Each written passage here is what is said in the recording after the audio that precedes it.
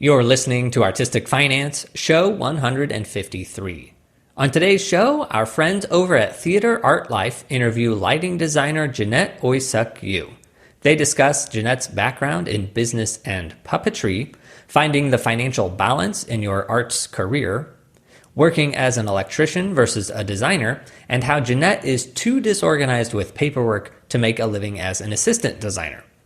Industry inclusion, including paying for unskilled labor so that people are not working for free. Jeanette's show, Kimberly Akimbo, just reached its 350th performance as it nears a year of running on Broadway. Congrats to everyone involved. My Instagram ads really want me to go see that show. Now, I don't know what the themes of the show are, but something in there is getting targeted to me, so I guess I'm going to have to go see it and find out. After our intro music, this interview is straight from the Theatre.Art.Life podcast feed. I'll return at the end to share my thoughts and announce who our panel is for our live show at LDI. Without further ado, let's get to the show.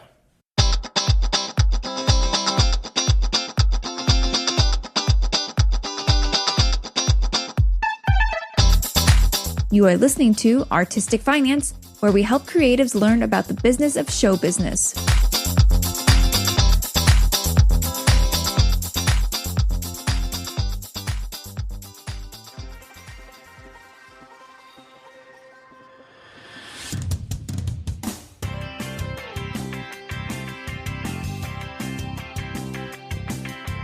But you ultimately have to listen to yourself and find the ways that you feel like it makes your life make sense. Education is very clear, right? But in general, how can we do that in the field?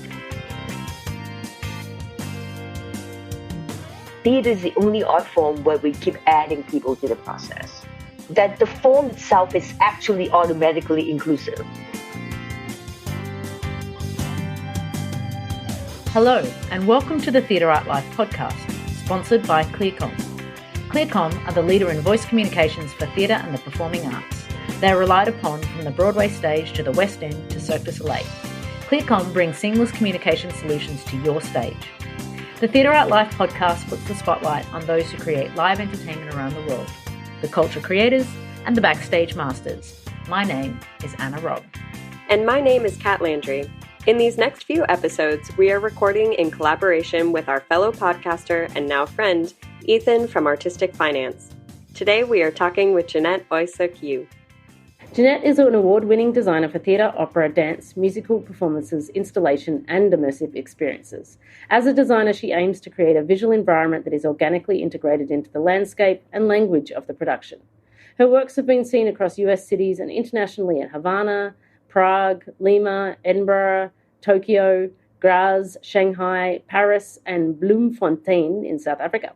Jeanette is also the Assistant Arts Professor and Head of Lighting Design Training with NYU's Department of Drama, Production and Design Studio, member of the Woodshed Collective and Kaborka, member of USA 29, a recipient of the NEA TCG Career Development Program. Jeanette, welcome to the show. Hi. Actually, I've been promoted to an associate professor. Congratulations! This last year, so yeah. So Fantastic. Now I'm an associate. Yeah, amazing. These academic titles. They're great. They're fantastic. I love that people who work in the industry and also educate for it. It's a wonderful combination. So I wanted to start. Okay. We want to start. Tell us how and what was the path that got you into lighting design? Oh, I have a super windy path. Actually, first of all, I was born in Detroit, but then I went back to Hong Kong when I was like 4 years old. So I mostly grew up in Hong Kong. I stayed in Hong Kong until college time, and then come to the States. And I think that contributed to part of what I'm doing today, because my grandparents are also filmmaker and film directors and actors in the they were not active in the field by the time I was along. But my parents, my mom especially, is really bring me and my younger brother to go see a lot of foreign film particularly, and a lot of like the only repertory company in Hong Kong, because Hong Kong is not, at the time when I was growing up, known to be a big theater arts center. But I remember seeing Waiting for Godot when I was 12 years old. Have no idea what it was about. I just remember that the energy that was in the room where everybody like kind of in the room together. And that was like something that sort of stick with me. And so by the time I went into college, I was double majoring in theater arts at University of Washington, and also I was studying business administration with a focus in accounting. I finished on my business degree, a requirement, and someone offered me a job, and so I thought, hey, a job, no student loan, awesome. So I took the job, and I never finished my theater arts portion of the degree because I will have to stay another year. So then I started just being an accountant. I don't do taxes. I do I focus on manufacturing process. So what I do is like basically figuring out how much something is cost from raw material to finished goods.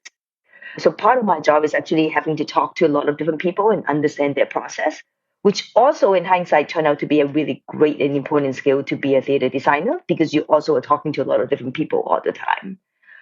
So then I eventually got really bored with like a normal day job. Then I volunteer. At the time in Seattle, there was like a really big fringe theater scene, so I volunteer. And then eventually, I just didn't want to live life within what if.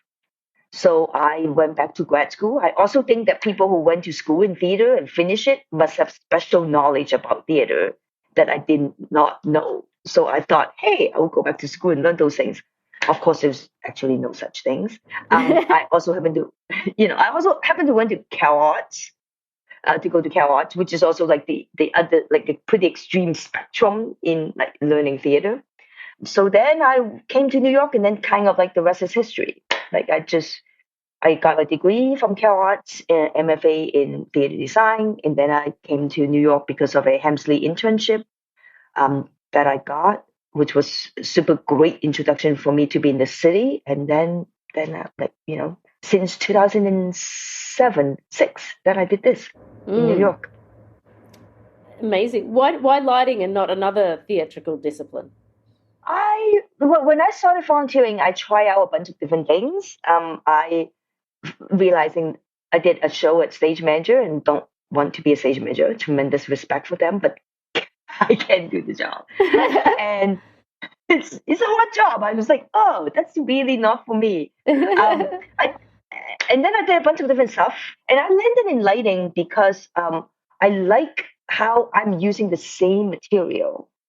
I don't like in set and in costume, there's always a need for, even when you recycle something, you still sort of gathering new stuff, and I don't mean it new as in just purchasing, but just like you have to get a lot of stuff in general.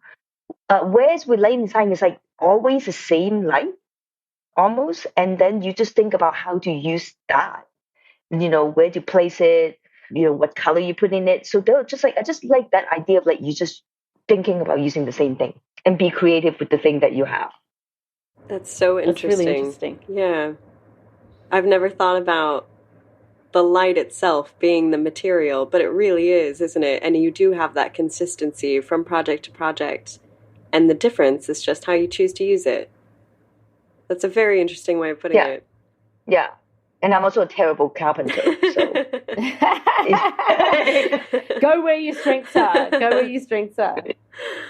Speaking of where your strengths are, what was the transition like for you professionally, going from more of an accounting business world and diving full on into the entertainment world? How do you play to your strengths in both of those environments? The thing that I think I'm attracted to doing theater ultimately is that it is ultimately a form where it requires the idea that you just add people to the process in the goal to make a better. I don't want to use the word product because then it sounds a little funny, in the economic way. But I do mean that like an end result, a presentation that you believe will be the best way to connect with humanity.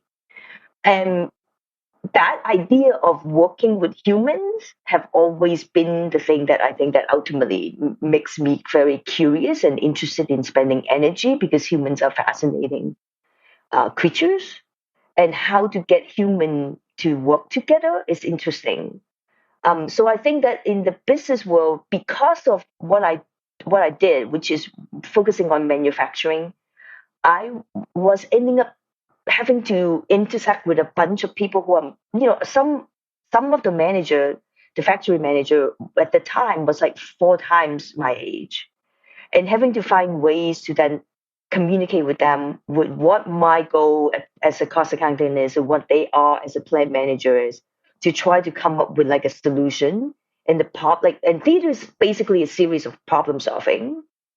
And so in that sense, that has always been something I'm interested in. Like, I chose to not be a tax accountant because I actually like that process of like learning about all these different things and talking to different people. And in theater, there was like a similar vein where every project I'm learning something new because of the demand of the project, and working with a bunch of people who are also have many different backgrounds or interests, that we're all trying to steer something together. So I think that both of those things, and I, at the sort of a very young age, in teenage years, I was involved with social services and do summer events that where we form little leadership groups. So I feel like that I've always been engaging in this energy of like trying to get a bunch of people to do something together.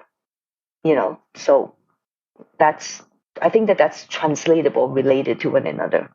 In another sense, too, I want to ask, does that kind of accounting aspect of your previous job, did that play into your business side of being a lighting designer? And have you been able to stay sort of sustainable as a lighting designer from a business perspective? And has your past experience helped that?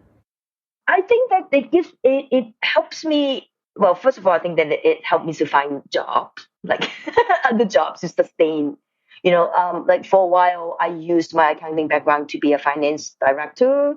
So I run a lot of different organizations' books and sort of understand, like, and do board presentations about where we are finances and stuff like that. So that's helpful, like practically. I also think that it makes me sort of understand, like, sort of the infrastructure, like the financial infrastructure of how even the production comes together, and be able to think about resource in a way that is not like a binary. Because I do think that I actually, when I teach, I actually emphasize to students about considering the producing aspect of things. Because again, we're trying to get a bunch of people do things together, and we all have we have the same goal of making the end presentation, but we also have slightly different reality of goals that we're trying to accomplish and make it happen. And I think that it is important that being able to understand that portion of things has been helpful in making work. And for my own personal life, it's just helpful in terms of like I can like do my own taxes. I can understand how to deduct something, like like that's also super helpful. Absolutely. In a way. Definitely. Along that same vein, do you have any financial advice for people who are beginning careers in lighting design? It's interesting. I've been thinking about that question quite a bit, because I think that the pandemic can also change a lot of things. And there's also a lot of conversation right now about, like, for example, free internship is like really being on the target right now, about like no one should do anything for free. And because of the financial reality of like of living, it's costly, particularly depending on which city you're in. I actually think that the only advice I thought about this like really a lot, is that you have to pick the things that makes you happy. So like I can speak from my own personal perspective, is that it is important for me to, even when I was a finance director, using my financial skill, it is important for me to stay in doing something arts related. And by doing so, that particular financial market does not provide like 125 grand a year for you to do things, right? It just isn't that kind of a financial market. So then I understand that. And so that means that I have to make lifestyle choices that I feel like I can function within it. And that's not the same for everyone. Like I have met another person who told us one time that he decided that he's a director, and he ultimately decided that I really only want to do the work that I made and I care about. And so in order to live, he decided that I'm going to get a really, really like non-demanding mental job making photocopies in an office during the day, so that at night I can spend all my mental and creative energy to do the things that I care about. And so they make that financial choice for themselves. And I think that the most important thing for young people, advice I have, is like, it may take you a little time to find that balance, but you ultimately have to listen to yourself and find the ways that you feel like it makes your life make sense. In the old days, there was a lot of, particularly in lighting design, there was a lot of things about how don't be electrician if you want to design, and don't do this and don't do that. I just think that those things doesn't exist anymore, and you have to find the way that makes sense to you. And it will change. It may change a year or two after you graduate, and then may change like 5 years later. Mm. I really, really, really like that advice, Jeanette, because I think a lot of the times people are saying, well, ask for more money if you feel you deserve it. But sometimes you do want to just take a project as an artist because it feeds you, right, more than the monetary compensation. And therefore, to feel fulfilled. I know when I freelanced a long time ago in Australia, I would do some corporate jobs to pay the rent, and then I'd go and do the theatre jobs that made me feel good about what I was doing. And that, for a good period of time, was a nice balance. And we often don't think about it, that the industry is not necessarily a linear trajectory, but your reference to a messy path towards lighting design is one that a lot of people have. It's not a linear trajectory in our industry. Would you agree? Like, you don't go from course to rigging lights to then designing lights to, it doesn't go like that, right? No, and I also think that the industry have many, many, many different facets, and life also have many, many different facets. It's like, the stuff that I did in my 20s are definitely things that I now wouldn't do. Like, now I would not I would not be willing to couch surf for a project, for example. I would not, But when I was like 20, that was awesome. That was like, I get to meet all these different people, go to different cities. Like, I think that ultimately you need to, it's developing how to make sense for yourself. And I think that that's actually the hardest thing for young people, because there's so many advice and so many things that happen in the industry, and some of them are obviously we know is bad. Like, there are abuses, there are situations that is like really unsafe and unhealthy. But how to develop a sense for yourself so that I say to my student that you know why you make that decision. And that's, I think, the most important thing that you can have. No, that's really, really interesting. And now a note from our sponsor. The Theatre.Art.Life podcast is proud to be sponsored by ClearComm.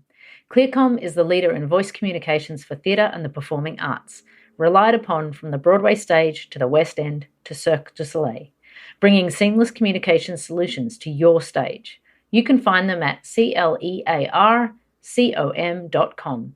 Go check them out.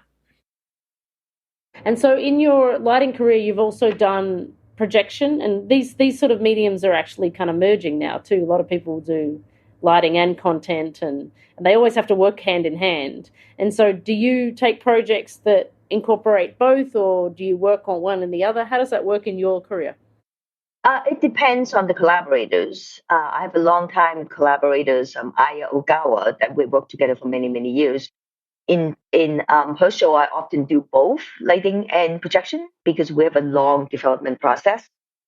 I recently just did a show that I did do both, but the projection was emerge out of a design conversation, and I know the scope, and so it was more limited scope and a very specific scope. So I did do both. But generally, I don't try to do both because they both have a very similar, when you're in tech, they have a similar process that is hard to like simultaneously, because the time is the same. They don't give you more time. And so, so that gets complicated. And the scale of the show that I'm doing currently in my life generally makes it much more of a challenge. So I don't generally do both. And you do a lot of work, you've done a lot of work in multiple countries like Prague, Lima, Edinburgh. How has your international career developed and evolved? Most of them are related to shows that is in the US and then or collaborators in the US that are also international. So like with Lima, I was the director. She is from Peru, and so we went over there to do a show there. In some of the other show, like Tokyo, it was actually with a traditional Japanese puppeteer and an American puppeteer collaboration. And so we went to Tokyo to tour around. Actually, did something in not just in Tokyo, but also in some other city in Japan also. So it's related to the collaborators and the projects in the US. That's very interesting. Could you tell us a little bit more about your experience with puppetry? I started out, so when I was in University of Washington studying theaters, getting a theater degree, they have someone, Aurora Valentini. She has been teaching there, and they in University of Washington they have a little bit of an overlap between training you to be a professional artist in theater, but also like how to sort of use theater arts as an educational tool. And so puppetry sort of fall in that. And her class is actually a required class. There's like one class called Introduction to Puppetry that is required. And at the time, she was already teaching there for like 30 years. So she's been teaching there for a long time. And she's a puppeteer, Italian American immigrant puppeteer. She always, really, that's her identity. And so I took a class with her and just find it fascinating, this idea of animating, bringing object to life. So then fast forward a bunch of years later, while I was also freelancing, I basically quit my full-time corporate job eventually and like freelance and do sort of financial work part-time. I was teaching, asked to be an artist in residence. And so I used puppetry as a way to integrate. At the time, there's no art for art's sake in public school at the time. And so you have to integrate the art into a curriculum. So then I use puppetry to integrate with science curriculum, social studies curriculum, uh, and then by chance I went to Cal Arts, and Janie Geiser and Susan Simpson has a puppetry program there, and they are very much like an experimental puppetry world. And so I basically also continue to study and make work there with them, and then that's kind of how I enter into like a different vortex of puppetry area, basically. That is really cool. I love the way you use it as an educational tool for so many things and not just for theater arts, but kind of across the board. No, and I was going to also say that my work in it is also have evolved. Like now, my work have become very contemporary and very experimental in both aesthetic and in. I usually blend technology when you were speaking about projection. I also use a lot of projection and digital technology in puppetry work because my work have evolved into I want to really experiment with what actually what considered to be puppetry in a way. And I don't design puppets for people. For shows. My puppetry work is all work that I have generated and I make and I sort of devise and create from the beginning. That is really cool. You mentioned a moment ago about the moment that you took the plunge and left your corporate job to freelance as your main source of income, and you were just doing corporate gigs kind of on the side, it sounds like, part-time. What was that transition like for you? How did you know it was time to jump into being an artist full-time? I didn't want to live with regret. That was actually the main. I didn't want to be I described that I didn't want to be like 80 years old in a rocking chair looking out the window wondering what happened if I did something different. And I figured that I will either going to know or one way or another and figure out something else. Now, there's also, of course, the hubris of being young. Like, I also want to acknowledge that. Like, it's, and again, that was a choice that I made for myself. And it took me like a couple of years before I went back to grad school. I was not the kind of person that jumped right from undergrad into grad school. It took me like 3-4 years to sort of figure that out. And, so I don't want to live life with that question. It's a good philosophy, because especially as you teach now as well. What was the methodology or the motivation to go into teaching? Were you asked? Did you apply to sort of be in that educational realm, or how did you incorporate that into your career? The one thing, I'll start with the funny one. The funny one was when I was as a intern with Hemsley Internship in New York City as a lighting intern. I discovered that I'm horribly bad in organizing paperwork. And so I just know that I could not possibly be an assistant. I cannot do that to make a living. So that was kind of like one aspect of how traditionally lighting designer make a living. So that's very quickly, I know that if I need to have a side job, something to support my artistic endeavor, that is not a thing. But the real thing is that I actually really love teaching. As I mentioned, I teach even when I was back in Seattle. Seattle is where I, started out, and when I'm freelancing, is because I think that it forces me to constantly have to think about why I do something, and forces me to process and how. And I truly believe I teach exactly as how I do my work. I don't have a different approach or different philosophy when it comes to teaching. I am exactly how I believe in how I do my work.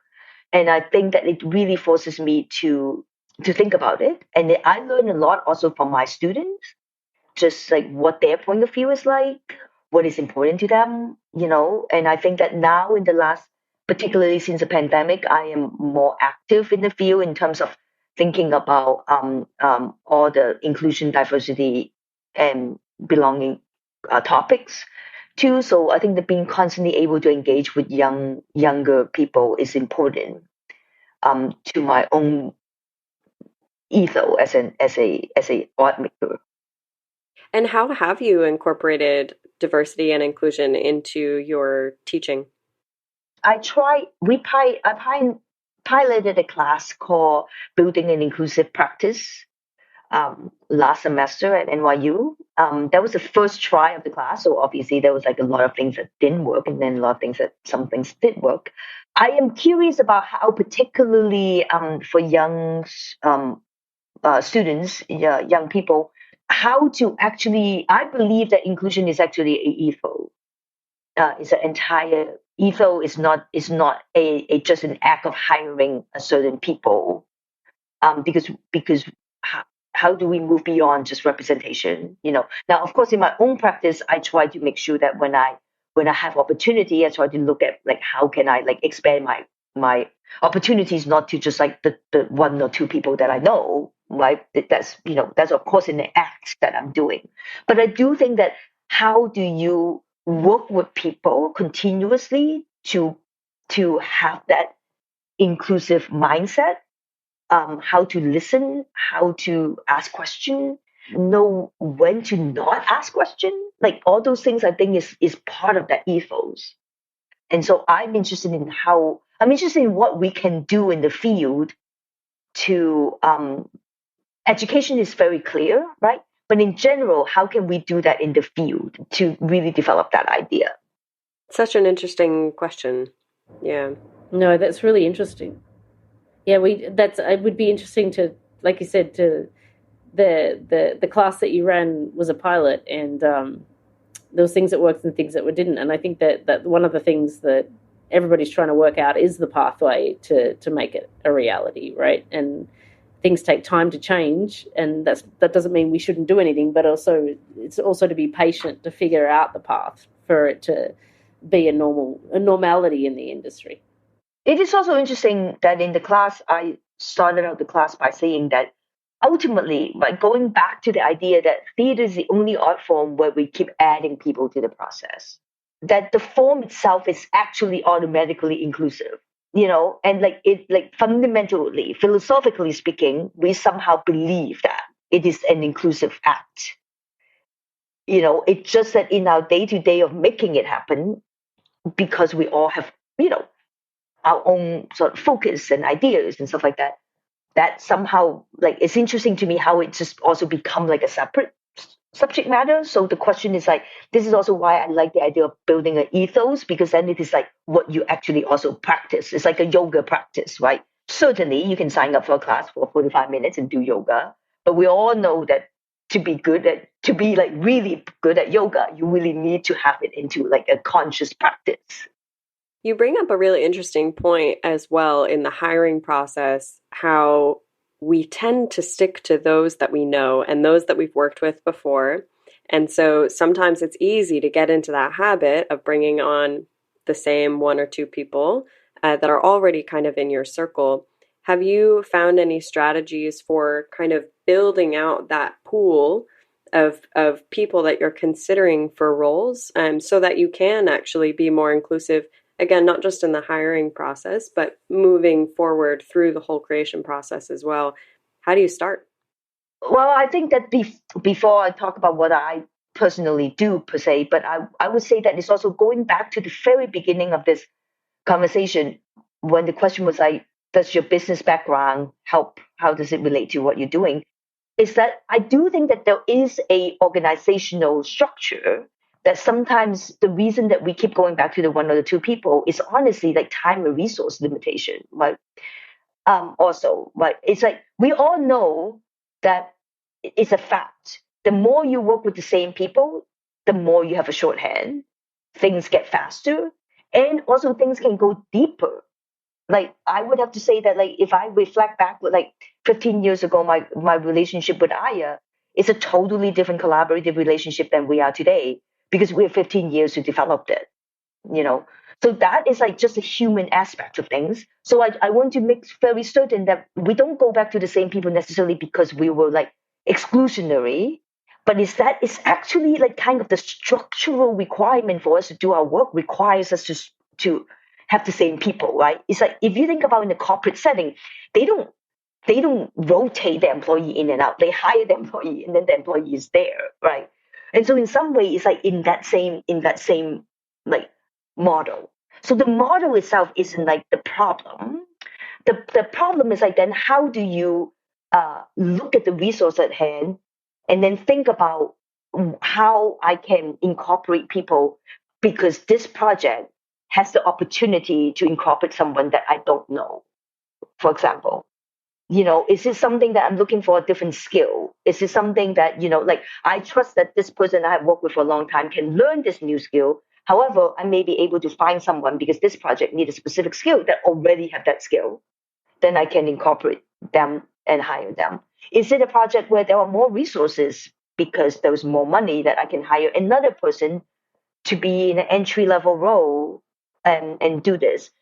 Is that an opportunity that the timeline allow for someone to learn? Like I remember very vividly, I took my students to a focus one time, and there was one electrician who were clearly still learning. And so when they asked the electrician to go up to focus the light with me, I had to take a little more time to explain how things work. And my student was like really shocked, like afterwards. You know, I asked them, what did you see? And my student was like, oh my God, how can they pay for someone that don't know what they were doing? Right. And my response to them was like, look, I said that I was not in a hurry. And some like and lighting particularly is kind of work that needs to be very hands-on. And you know, and it didn't take away anything from me spending another 30 seconds to a minute. And this opportunity for that person, they have to be able to have avenue to develop their skill. So this idea, like this is where, like earlier when we had the conversation about finances, this thing about what I must be paid, must be more paid, but like sometimes it's like those jigsaw puzzle isn't fitting together so nicely. So in this case, yeah, this person is getting paid as well as they should, and they don't have all the knowledge, but in the field there's a little bit of like, well, I pay you, right? And so there's like that this is where the perspective of my student comes in. And And in those cases, I'm happy to work with younger, inexperienced people because I'm also not really in a hurry. So that's an opportunity to incorporate this person learning, and it's fine. Some other situation, if I have like a day and a half, that's a different conversation, right? So I think it needs to be evaluated on each case by case basis of how I can grow my team and how to work with people who may have less experience in this particular moment in time. And hopefully in partnership with your producing and your directorial team so that you being able to do all these things. Yeah, it's such a good point. And also because, like you said earlier, you're always bringing people together to create something. And there's opportunity and space for new people to come into that web of a team every time you create a show, right? Like there's multiple levels and layers where you could choose the opportunity to pull somebody in. And even on a fast show, if there's somebody who's got strong mentorship and guidance, it doesn't mean you can't do it. It just means there's got to be a consciousness behind it, right? Like there's got to be a consciousness of those choices as a team and from a holistic perspective. Mm-hmm. Yeah, amazing. Well, we always finish our podcasts, Jeanette, with the two of the same questions. So we're going to ask them now. What's your most favorite thing about your job or the industry generally? I think get to just learn something new. Get to learn something new, get to meet new people. I can sound like a fake scholar because I work on shows, about the universe to like microbiology. That's amazing. That's great. And if there were one thing that you could change about your job or about the industry as a whole, what would it be? What would I change? I wish scheduling. I think it's like scheduling how it's like there were so many times that I was going like, okay, I am free on Tuesday and Thursday. Why does everything have to happen on Wednesday? Like, like I don't know. I mean, I think schedule like how do we work at a schedule that makes sense, and in every step of the way. I do also have one thing too that I will add to that is like I say to my students all the time, this is the thing. I said that we should change the word tech rehearsal to rehearsal with more stuff. because because I think that like if we change that term, like we'll approach tech in a very different way. I think that there was a sense that somehow like tech have this like pressure of like, oh my God, we have to put everything together. It's like, no, we're just rehearsing with more stuff. I'm going to start using that. I'm totally going to use that. I've got to go back into our rehearsal with more stuff tomorrow, and I'm going to say that. We're just rehearsing with more stuff. That's it. Yeah, that's it. That's really it. We just now have more stuff. Like, it's no different. It's true. She's right. That's it. I love that. And it also sets the tone of like, there's always that divide of like, well, the creative time. Now we've got to bring the tech time in, right? And it's like, no, it's a whole creative process, and it's just adding to rather than giving time to other people to do their thing. It's part of the process. Yeah, it's just rehearsing with more stuff. I love it. It's definitely a takeaway. Yeah. Yeah. Well, you've got me in Saudi Arabia and Kat in Tokyo to take that phrase forward. So you've started the mission. Yes. It's on my mission, Yeah. Wonderful. Jeanette, thank you so much for your time on the Theatre.Art.Life podcast. We really, truly appreciate it. And it was lovely to hear about your work and career. Yeah, and lovely to meet you guys. I hope there was like other opportunity in the future. Absolutely. I'd love to meet you in person if we get back to the States. Well, Kat's from the States. I'm from there. I'm sure we can meet up one of these days. Yeah. Yeah, that would be lovely. That would be great. It was so nice to have you, Jeanette. Theatre.Art.Life is a global media site for entertainment. Memberships start at only $38 per year. You can have unlimited access to our daily published articles, including entertainment news and the writings of active industry professionals, ensuring that you are always up to date on the global happenings in the world of entertainment. Become a part of the international entertainment community and join us now at www.theatreartlife.com.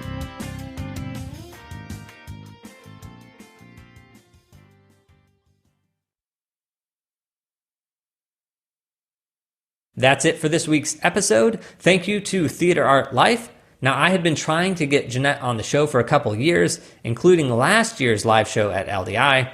However, Kimberly Akimbo got in the way, but I'm so glad that we finally got her on the show. My takeaways from Jeanette were about finding a financial balance in your life. Yes, everybody settles into a balance that they're comfortable with. Some people need more money and some people need more art. It all depends. And it was also great to, in that same conversation, talk about unskilled labor and how it should be paid, because everybody has to start somewhere and they need to make a living while they're doing it. Another thing Jeanette mentioned that resonated with me is that she teaches lighting design the same way that she does a lighting design. They're not separate things. And that makes me feel good because that's exactly what I'm doing. So I feel like I am settling into this teaching thing in the right direction. Speaking of teaching, this is our second episode broadcasting out of Phoenix, Arizona. Yes, in the second week of September, it is still very warm, but we've had a couple pleasant days, so we've gotten little sneak peeks of what the winter and fall are going to do, and we are very excited about it.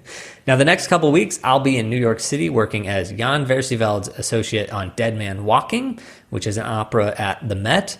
I'll be leaving Theo here in Phoenix, so everybody send collective energy and support to Nicole, who is going to be working and taking care of Theo all on her own. Yeesh. Now, as promised, I'm going to let you know who is going to be on our live show at LDI this year. We'll be broadcasting on December 3rd, and here's the little write-up that I gave for our session. Lighting design tools, free versus paid. Dive into the world of lighting design with a diverse panel of experts. From Broadway to big events, broadcast television to education, our panelists will share insights on the tools they use, their costs, and when to transition from a free to paid option. Join us as we explore software like Vectorworks, Lightright, ETC Nomad, Vor, and more, covering the entire design process from inception to opening night. The panel includes Carolyn Wong, the Worldwide Lighting Associate for The Lion King, Ariel Benjamin, who works for LDG and is working on the Tamron Hall show, Danny Deutschman, the lighting supervisor at Arizona State University, Ebony Madry, working for Wasted Potential in LA, and if the schedule works out, lighting designer Roma Flowers from Texas Christian University. And of course, I'll be there too, so I hope to see you December 3rd in Las Vegas. And today's dad joke to end the show, in honor of Jeanette, has to do with puppets. You know, it's really hard to hire marionette puppeteers at short notice. But if you'd like, I can pull some strings. That's it for today. Until next time, break a leg.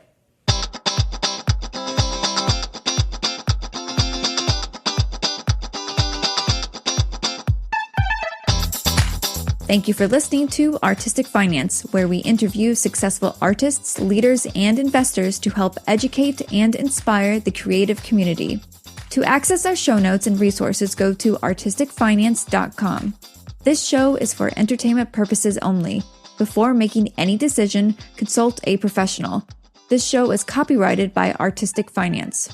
Written permission must be granted before syndication or rebroadcasting.